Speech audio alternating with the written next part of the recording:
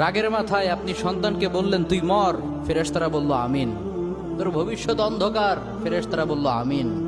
রেগে মেগে আপনি আপনার মেয়েকে বললেন জীবনেও তোর কপালে স্বামীর ভাত জুটবে না, ফেরেশতারা আবারও বলল আমিন। আচ্ছা, আপনি না সেই ব্যক্তি যে তার নিজের জীবনের চাইতেও সন্তানকে বেশি ভালোবাসেন?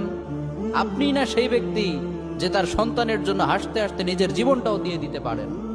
আপনি না সেই ব্যক্তি যে আল্লাহর কাছে নিজের চাইতেও সন্তানের জন্য বেশি দোয়া করে? তাহলে কি করে নিজের হাতে নিজের সন্তানের এত বড় ক্ষতি করতে পারলেন? Doesn't make any sense. Common sense বলতে কিচ্ছু নাই আপনাদের? আপনারা কি জানেন না আপনাদের রাগের মাথায় বদদোয়া করাগুলো ফেরেশতারা আমিন বলে? দাওয়াতুল ওয়ালিদ আলা ওয়ালাদি, বাবা মা তার সন্তানের জন্য যেই দোয়া করে সেটা ভালো হোক কিংবা বদদোয়া হোক, আল্লাহ সেটাই কবুল করে নেয়।